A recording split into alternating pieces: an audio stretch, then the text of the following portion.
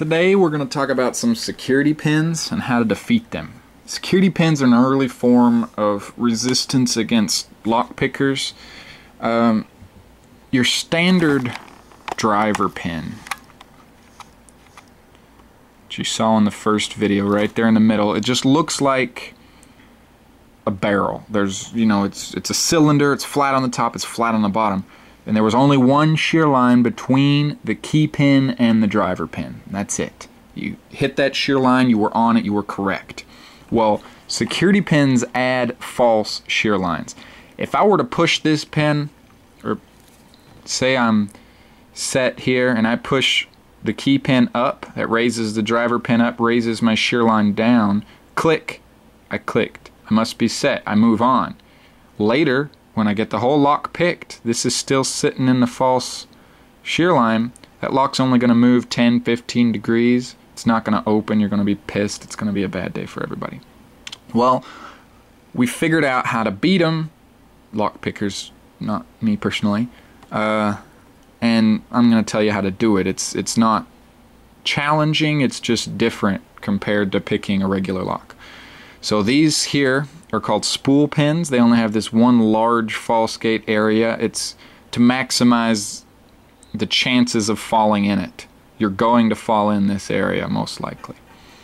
We have several different kinds. See, these have even thinner chunks on the top and bottom. Even better chance of falling in the false area or starting in the false area. What's the probability that you have a short pin and you're hitting up here, you have a tall pin and you're hitting here? You'll probably start in false gate here. The rest of these are, here's some with big chunks on the top and even bigger chunks on the top. That's for balanced drivers to defeat overlifting attacks. We come down here, we have some Schlegg T-pins. They work in the same way as spool pins. These are serrated. They have several false gates. You'll probably start up here, and as you start raising your pin, you'll click into this false groove.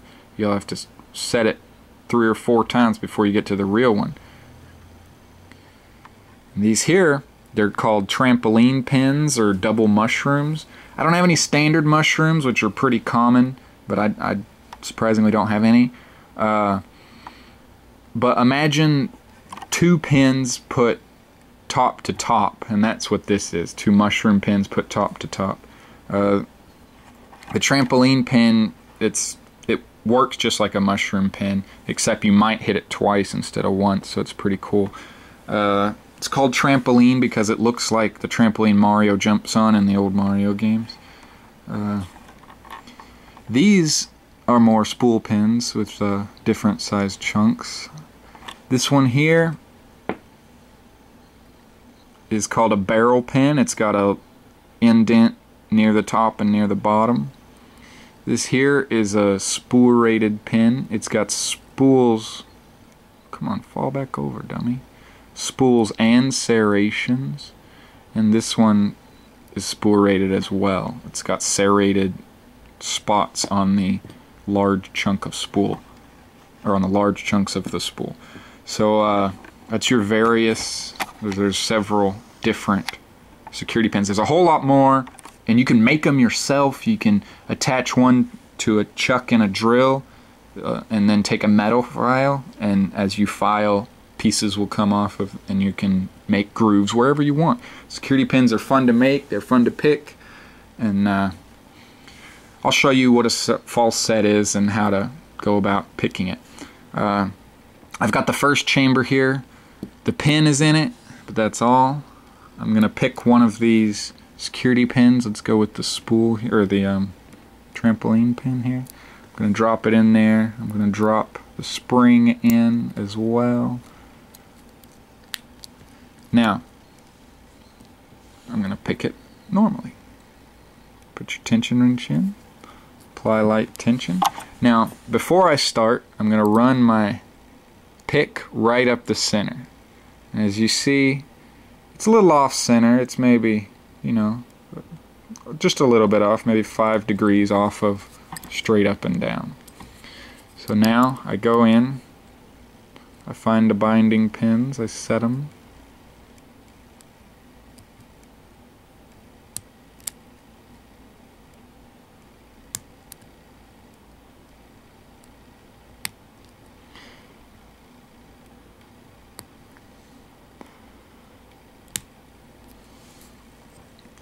Now we'll see where I'm setting. See, now I'm like a good 5 degrees off, not just 1 or 2. I'm almost pointing towards the corner up here. That's a false set. I have to find the pin that's false.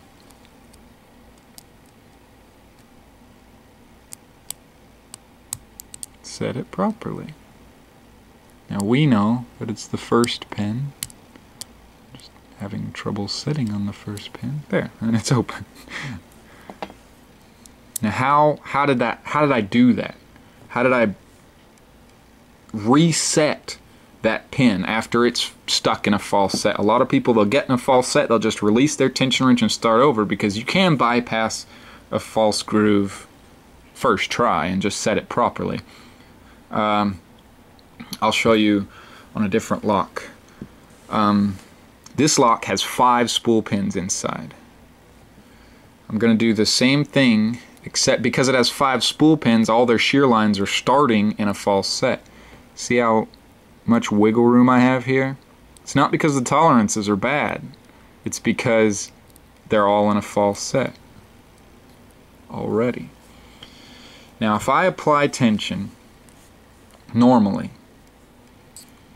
I get it's pointing way off straight up. You know, there's straight up. It's pointing a good 10-15 degrees over. I go in, I find the binding pin, because now they're binding on this false groove. It's right here. I've found the binding pin. I raise it. Did you see my finger come up? My tension wrench is coming up.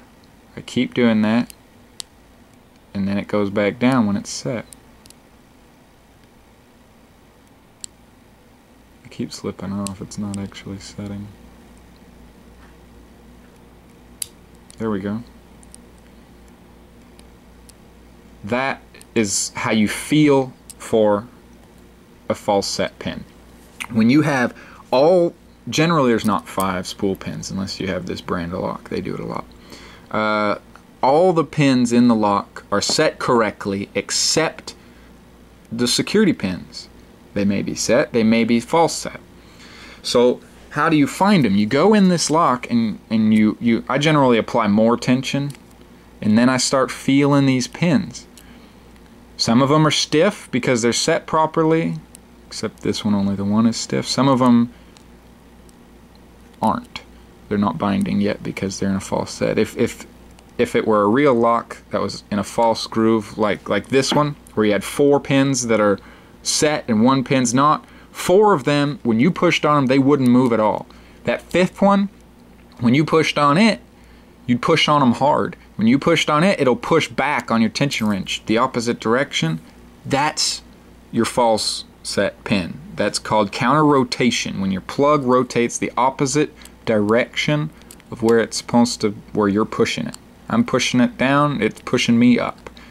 That's now a false set pin. I push hard on it until it goes down and clicks again. Boom. Push hard on the next one. That one's the set properly one. There we go.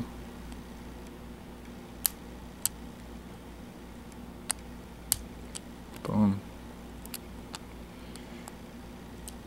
And then once it clicks down, the lock might open, or if it doesn't open, you check all your pins again. Look for that binding pin that gives you the counter rotation.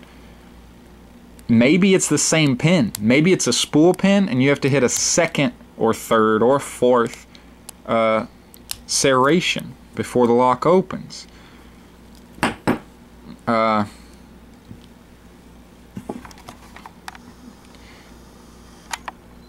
Focus. Stupid. Okay, these pins, say I start here. I pick all my other 4 pins, and then this one is now binding. It wasn't binding before because it's smaller. I pick the other 4, now this one's binding, I push it down, I'm going to get counter rotation, click. It still didn't open. I'm going to check all my other pins because I don't know how many spool pins are in this lock. I check the other 4, they're still stiff. I check this one again, I'm getting counter rotation, click. Okay, I go check all my other pins and they're still stiff. I check this one again, I'm still getting some counter rotation, click. Okay, I'm going to check my other pins, they're still stiff. I check this one again, I'm still getting counter rotation, click, and the lock opens. This one pin you had to pick 4 times before the lock opened. While I'm getting that counter rotation, some of my other pins could drop down. So you want to check your other pins every time, not just for counter rotation, but because they may have fallen. Because counter rotation obviously pushes your plug the opposite direction, which could make the other pins drop down. They're not set anymore.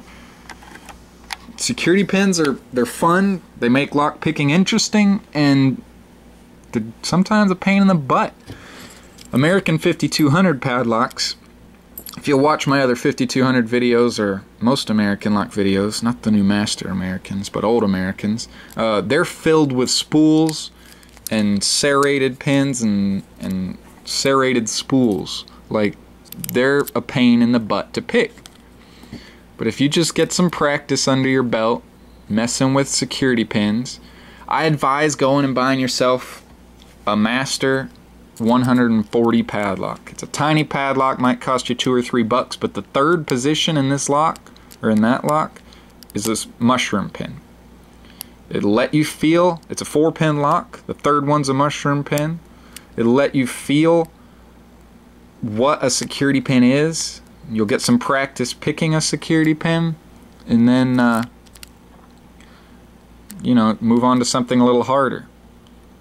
I love 5200s because they're all spools. Even the key pins on a 5200 are spool or are serrated. I can maybe show you. Turn the light on. Yeah. See that small groove up there towards the top of the keyway? That's a serration in the key pin. If I overlift that key pin and it gets set there, there's no coming back from that. You do have to reset. But you can reset slowly. You don't have to drop your whole tension. You can slowly drop your tension until you hear one click and then apply it back, and hopefully it was that one that you were overset. If it wasn't, you try again.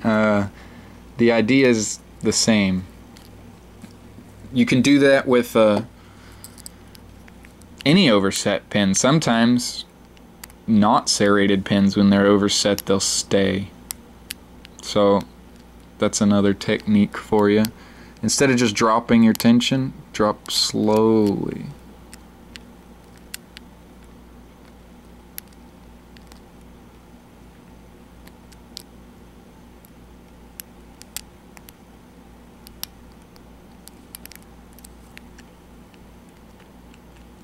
Trying to get this before I cut the video.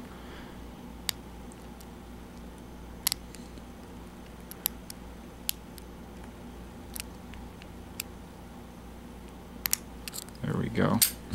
5200. It's full of serrations and spools. I'd get it for you, but I don't have a screwdriver with me. You can actually see 2 false serrations there all the way up at the top of that pin. They're one of the few locks I know of that have serrations on the key pins, but they're really fun because of it. You can really mess yourself up. I know Brinks sold in Walmart. They have, it's a 5-pin lock. It has 4 spools and 1 standard pin. So you know that standard driver will be binding first. But it stops you from having this problem where it starts out in a false set. The Brinks won't start in a false set because they have that 1 regular pin, but as soon as you click that regular pin, you're probably going to get a false set. Of course, that depends on how big the drivers are. But those are really good locks to learn false sets on. A lot of people think they're really hard, but you just got to learn how to pick a spool pin. It's not that difficult. That's all I got to say about security pins. Spools, serrated, and mushrooms, and a variety of everything else in between. Thanks for watching. Hope you learned something.